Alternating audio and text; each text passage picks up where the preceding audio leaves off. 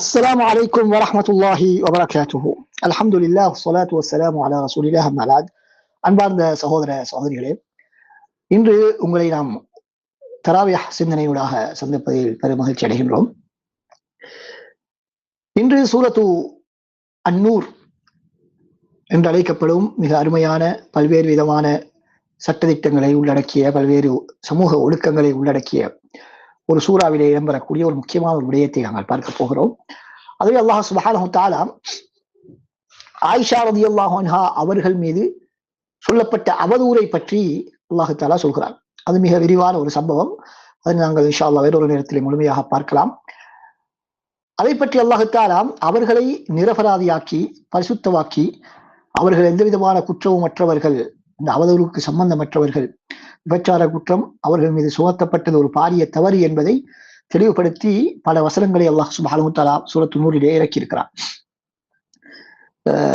ஒரு தனி மனித ஆயிஷா ரலியல்லாஹு அன்ஹா அவர்களுடைய ஒரு தனி மனிதனுடைய விடயத்திலே அவர்களுக்கு மீது சொல்லப்பட்ட அவதூறை அல்லாஹ் தஆலா தவறு என்று நிரூபித்து பல வசனங்களை இறக்கியிருப்பது என்பது அவர்களுடைய சிறப்புக்கு மிகப்பெரிய ஒரு எடுத்துக்காட்டு.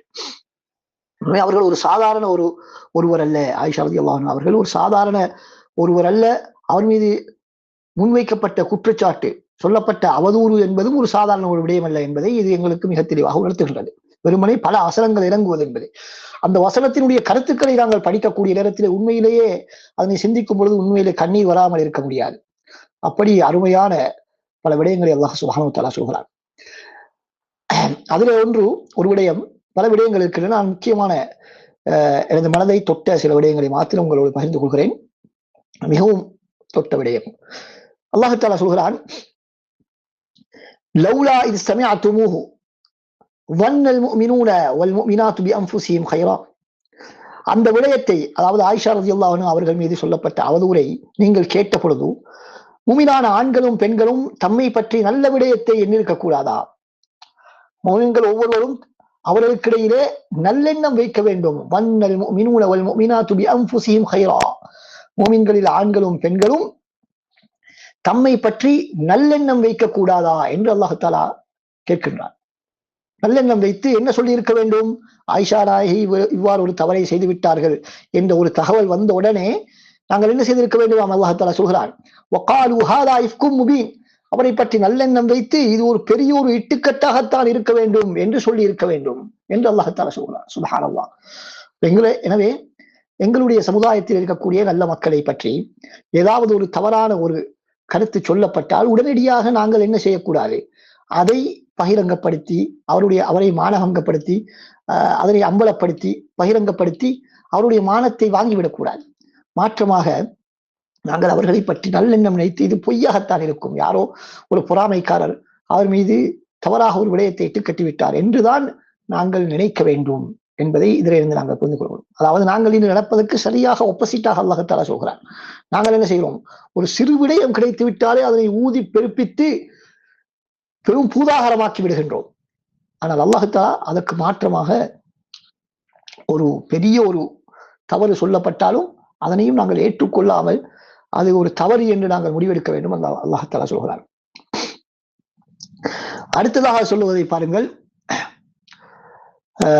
வலவுலா ஃபதுலுல்லாஹி அலைக்கும் வரஹ்மத்துஹு ஃபித் துன்யா வல் ஆখিরা. அல்லாஹ் தஆலா இந்த உலகத்திலும் மறுமையிலும் உங்களுக்கு அருள் செய்திருக்காவிட்டால், அவருடைய இரக்கம் உங்களுக்கு இருக்காவிட்டால், நீங்கள் செய்த இந்த வேலைக்கு உங்களுக்கு பெரும் ஒரு தண்டனை வந்திருக்கும். நமஸ்ஸகும் ஃபீமா அஃபல்தும் ஃபீஹி அஸாபுல் அதீம்.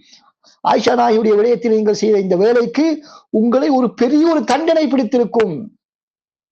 இந்த உலகத்திலே உங்களுக்கு தண்டனையை நேரடியாக இறக்குவது என்பது அல்லாஹ்விடத்திலே இல்லை, அதனை தாமதப்படுத்துவதாக அல்லாஹ் தஆலா இந்த உம்மத்துடைய விடயத்திலே சொல்லி இருக்கிறார் என்பது ஒரு அருள் இந்த உம்மத்துக்கு கிடைத்த. அப்படி மட்டும் இல்லாவிட்டால் உடனடியாக ஒரு பெரும் தண்டனை இறங்கி உங்களை அளித்திருக்கும் என்று அல்லாஹ் தஆலா சொல்கிறார். சுப்ஹானல்லாஹ்.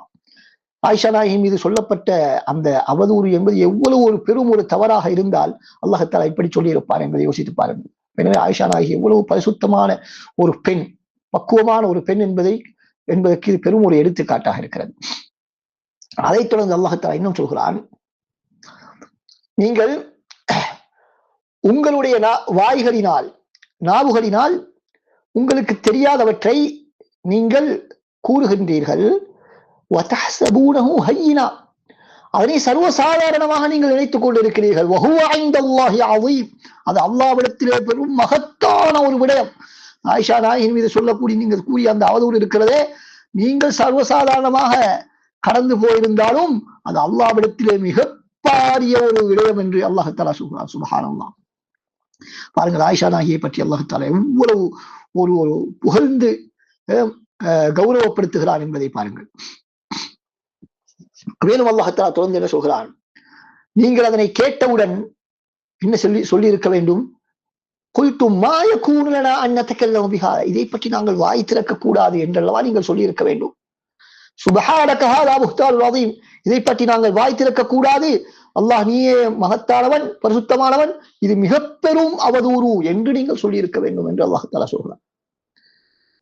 மேலும் தொடர்ந்து அல்லாஹ் தஆலா சொல்லும் பொழுது, யஇதுகுமுல்லாஹு அன் தஊது லிமித்லிஹி அபதா இன் குன்தும் முஃமினீன், நீங்கள் மூமின்களாக இருந்தால் ஒரு காலமும் இதை போன்ற ஒன்றுக்கு நீங்கள் திரும்ப செய்யக்கூடாது, இதை போன்ற ஒன்றை திரும்ப செய்யக்கூடாது என்று அல்லாஹ் தஆலா உங்களுக்கு அறிவுரை கூறுகின்றான், புத்திமதி கூறுகின்றான் என்று அந்த வசனம் சொல்கிறது. சுப்ஹானல்லாஹ். எனவே எவ்வளவு பெரிய ஒரு தவறு இந்த ஆயிஷா நாயகி மீது சொல்லப்பட்ட இந்த அவதூறு என்பதை பாருங்கள். அப்படி பெரும் ஒரு தவறு என்பதனால் தான் அல்லாஹ் தஆலா திரும்ப திரும்ப திரும்ப இதனை நீங்கள் எவ்வாறு அணுகி இருக்க வேண்டும், கேட்ட உடனடியாக மறுத்து இது பெரும் ஒரு அவதூறு என்று சொல்லி வாயையே நாங்கள் இது சம்பந்தமாக திறக்கக்கூடாது என்றல்லவா நீங்கள் முடிவெடுத்திருக்க வேண்டும் என்று அல்லாஹ் தஆலா திரும்ப திரும்ப எங்களுக்கு வலியுறுத்தி கொண்டே இருக்கின்றான். அடுத்ததாக அல்லாஹ் தஆலா சொல்லக்கூடிய விடயத்தை நாங்கள் இந்த உரையை முடித்துக் கொள்வோம். அல்லாஹ் தஆலா சொல்கிறான், இன்னல்லதீன யுஹிப்பூன அன் தஷீஅல் ஃபாஹிஷத்து ஃபில்லதீன ஆமனூ லஹும் அஸாபுன் அலீம் ஃபித் துன்யா வல் ஆখিরাহ.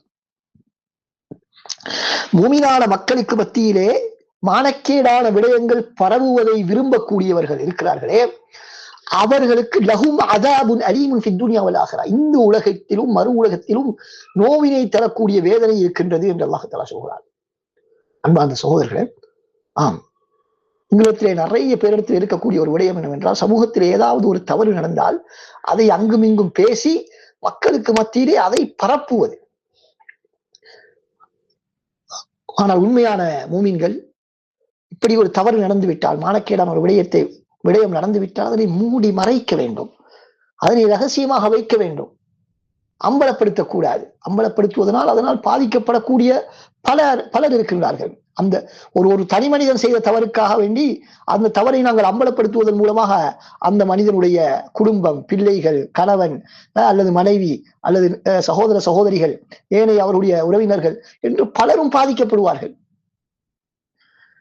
அந்த தவறை செய்தவர் மாத்திரம் பாதிக்கப்பட்டால் கூட பிரச்சனை இல்லை, ஆனால் அவரும் பாதிக்கப்படக்கூடாது என்பதுதான் இஸ்லாத்துடைய எதிர்பார்ப்பு.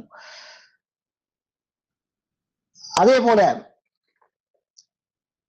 அந்த தவறை பற்றி, தவறுகளை, மானக்கேடான விடயங்களை நாங்கள் அறிமுகப்படுத்தும் பொழுது அதனை செய்யாதவர்களும் செய்வதற்கு சில வேளை முன்வருவதற்கு வாய்ப்பு இருக்கு. அதை பற்றி அறிமுகம் இல்லாதவர்கள், தெரியாதவர்கள் அதனை தெரிந்து கொண்டு அவர்களும் அந்த தவறை செய்வதற்கு சில வேளை வாய்ப்பு ஏற்படலாம். இப்படி பல விளைவுகள், விபரீதங்கள் இந்த மானக்கேடான தவறான விடயங்களை மக்களுக்கு மத்தியிலே பரப்புவதனால் ஏற்படுகிறது. சிலருடைய வேலையே அப்படித்தான்.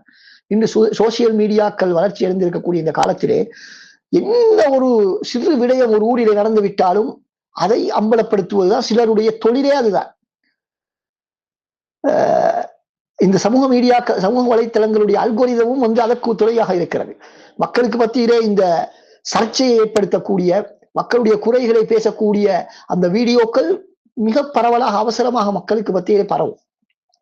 ஒரு ஊரை பற்றிய தவறான தகவல்களை நாங்கள் பரப்பக்கூடிய நேரத்தில் அது மக்களுக்கு மத்தியிலே மிக விரைவாக பரவும். ஆனால் அதே விடயத்தை அவரை நிரபராதியாக்கி அவருடைய தவறு இல்லை என்று நாங்கள் தகவலை பகிர்ந்தால் அது பெரிதாக மக்களுக்கு மத்தியிலே செல்ல மாட்டாது. எந்த அளவுக்கு அவரை பற்றிய அவருடைய மானத்தை பறிக்கக்கூடிய தகவல் எப்படி மக்களுக்கு மத்தியிலே பரவியதோ அதே வேகத்திலே, அதே அளவு விரிவாக அந்த நல்ல விடயம் பரவ மாட்டாது. எனவே நாங்கள் மிகவும் கவனமாக இந்த விடயத்திலே இருக்க வேண்டும். அதே நேரத்தில் இந்த வசனங்களிலிருந்து நாங்கள் புரியக்கூடிய முக்கியமான விடயம், ஆயிஷா நாயகி என்பவர்கள் சாதாரண ஒரு பெண்மணி அல்ல. நபி ஸல்லல்லாஹு அலைஹி வஸல்லம் அவர்களுக்கு மிக விருப்பமான அவருடைய மனைவி. அதே நேரத்தில் அல்லாஹ்வினால் பல வசனங்கள் மூலமாக பரிசுத்தவாதி என்று நிரூபிக்கப்பட்ட ஒரு பெண்மணி.